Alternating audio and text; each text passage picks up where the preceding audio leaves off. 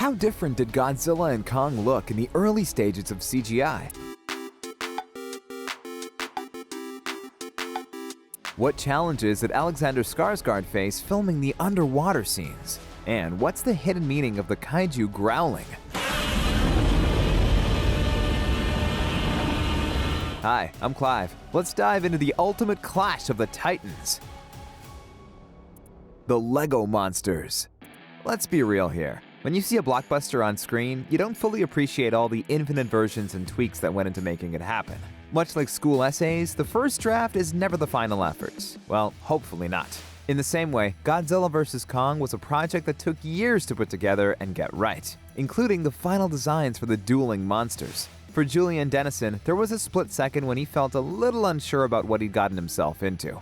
While he knew that director Adam Wingard wanted a film that didn't look like the movies that came before his, he got the shock of his life when he saw an early draft of the Titans. Speaking to the Wrap, Julian said, "I remember them showing us photos of really rough CGI on set, and it was basically giant Lego monsters chasing after us."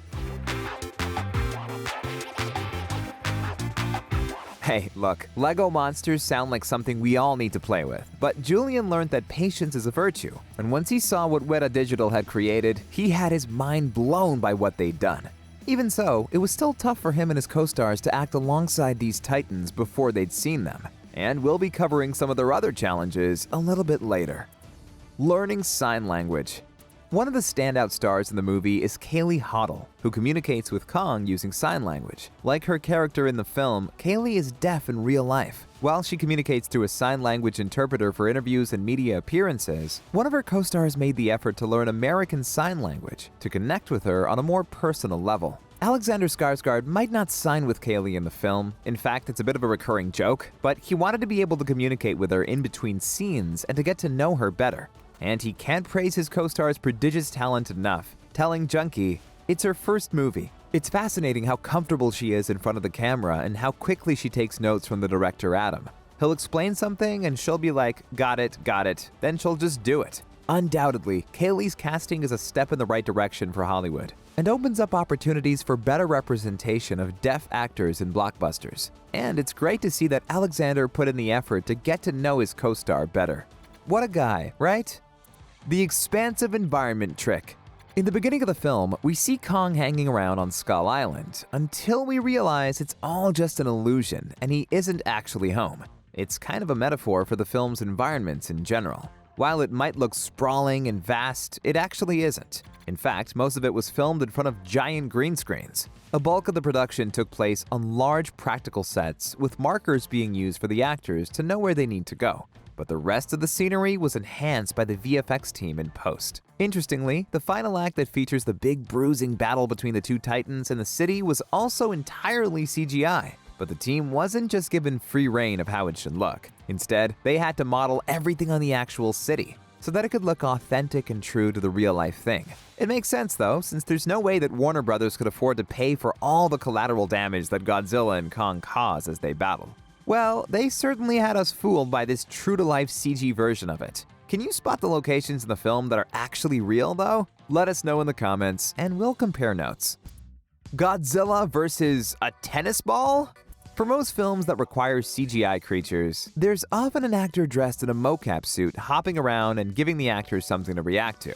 Due to the sheer gargantuan size of Godzilla and Kong, though, this was a lot harder to pull off than usual. So the effects team made use of tennis balls to showcase the placeholder location of where the creature would be. It's not exactly the US Open or Wimbledon, but it worked. Suddenly, the actors were able to imagine more or less where they should direct their emotions and reactions. For Millie Bobby Brown, this is nothing new, as she's gone through the same process for Stranger Things many times over. Interestingly enough, she admits that she loves acting with these invisible creatures represented through tennis balls. Speaking about the experience, she said the following: "It's really fun though, because it adds such a lovely, mystical, surreal element to it. It's so beautiful and so magical, and it takes you out of the real world and puts you into that world." Millie adds that she loves the escapism of it all, as the real world isn't so great all the time.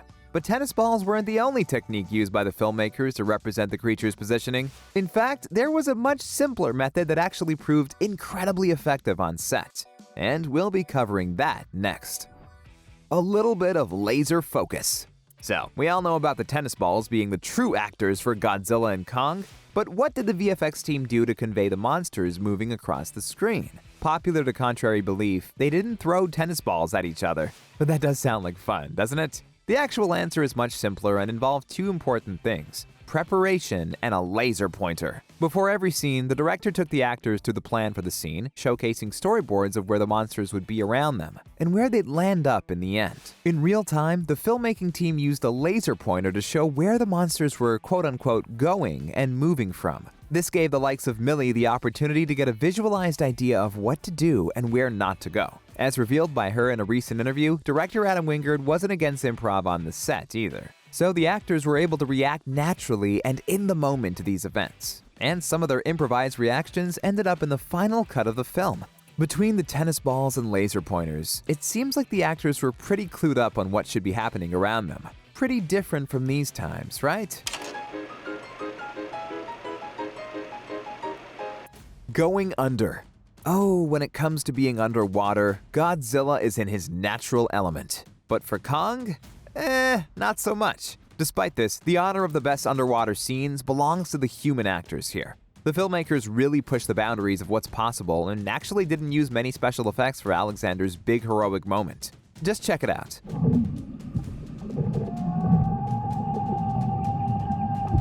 The cameraman looks chilled, having their own swimsuit and oxygen, and just waiting to film the scene. Like, not a single care in the world. But for Alexander, sheesh! His lungs must have been on fire as he gave them a serious workout while he hovered underwater for quite some time. And that's not all, because he still needed to let out air as he groaned underwater. Now, imagine doing that many times over and over again, for probably several days too.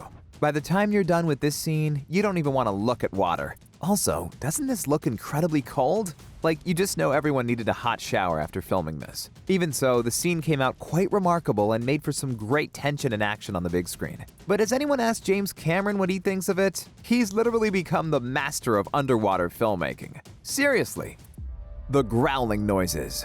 It's a little hard to decipher what Kong and Godzilla are saying in this movie. Well, for Kong, at least you had the sign language bit to help you along, but what about all the growls and noises the monsters make? As it turns out, Adam Wingard actually understood what his characters were saying all this time, and he basically served as an interpreter for his actors on set. Chatting to IMDb, Isa Gonzalez said the director is so incredible and collaborative, and adding, "You know, he's such a geek, and he had such a sense of, like, this growl. And he would growl at us, which is really funny. He's like, this means like he's sad, or he's really happy, or he's terrifying."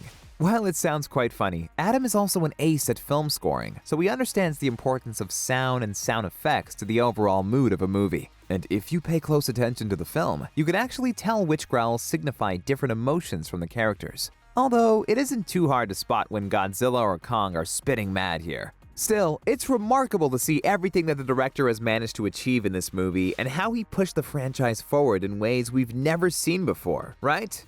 Adam credits the previous filmmakers in the MonsterVerse for making his life easier on the project, including giving him a way to explain away Kong's sudden growth spurt. Want to find out other trivia and interesting facts about the movie? Then watch our video about Godzilla vs. Kong's hidden details. And while you're at it, don't forget to subscribe to our channel and put your notifications on. And stay awesome!